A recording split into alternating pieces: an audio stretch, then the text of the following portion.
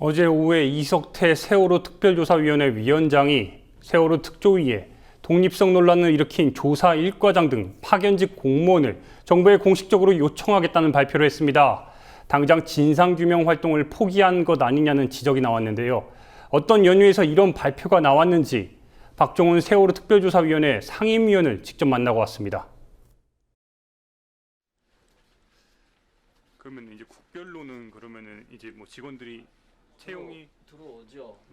그 어제 기자회견을 통해서 위원장께서 이제 그동안 유보했던 파견 요청을 유보했던 세 사람, 행정지원실장, 계획행정 담당관, 그다음에 이제 조사 1과장에 대해서 그 사람들을 우리가 파견 요청을 할 테니 예산도 달라. 그게 이제 연휴가 지난 금요일 날 추경 문제 때문에 국회에서 예결위에서 이제 논쟁이 벌어졌을 때 야당 국회의원들이 이제 지적을 했어요. 왜 세월호 특조위가 벌써 위원들의 임기는 벌써 시작된 지 7개월 됐잖아요. 1월 1일부터니까 왜 예산을 안 주냐 그랬더니 그때 기재부 장관께서 한 말이 그 3명을 안 받기 때문에 안 준다.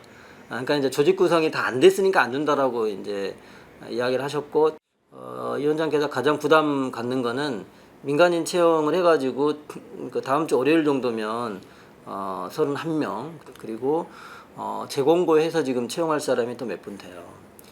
그 사람들이 이제 채용이 되면 급여를 줘야 되잖아요. 근데 저희 같은 경우는 벌써 7개월 동안 급여를 못 받았지만 그래도 상임위원들이고 뭐 과거에 변호사였기 때문에 뭐 안 되면 마이너스 카드라도 이제 마이너스 통장으로 쓰면 되는데 일반인들이 월급을 못 받게 되면 상당히 가정경제 타격이 크죠. 그래서 아마 위원장께서 고민하시다가 이 헝클어진 상황을 좀 먼저 우리가 대승적 결단을 통해서 풀어야 되겠다 생각하시고 그 3명 파견 요청을 유보했던 3명에 대해서 파견하겠다.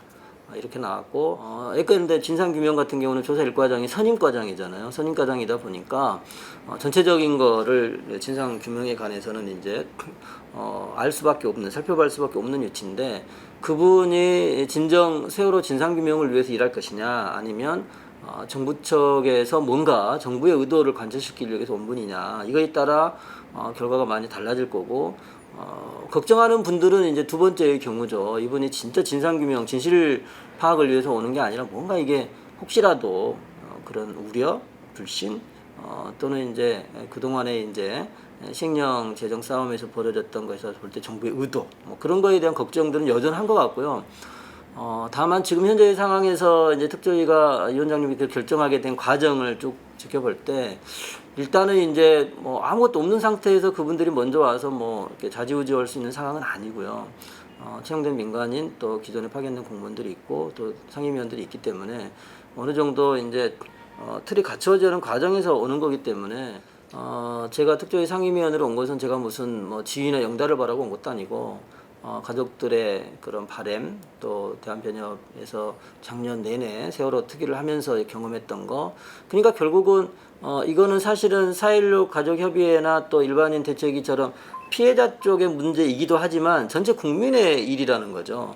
그래서 제가 이렇게 이야기를 합니다. 저는 가족들한테 유가족분들한테 고맙게 생각한다. 왜냐하면 그분들이 이번 사건으로 큰 참사를 통해서 피해를 입고 정신적 고통 속에 있지만 그러나 이것이 그냥 그분들만의 고통으로 그쳐버렸으면 이 나라에 발전이 없어요. 그러나 이번을 계기로 특별법이 만들어지고 진실을 규명해서 어떤 참사가 발생하면 반드시 원인을 규명해가지고 그에 대한 책임을 묻고 그리고 앞으로는 이런 일이 발생하지 않도록 안전대책을 마련한다고 하는 것이 이제 이게 선진국적 사고인 거죠. 그게 자연스럽게 되어가면 혜택을 누가 누리냐면 나머지 국민들이 누리는 거죠. 그래서 저는 이제 항상 부모님께 감사하다.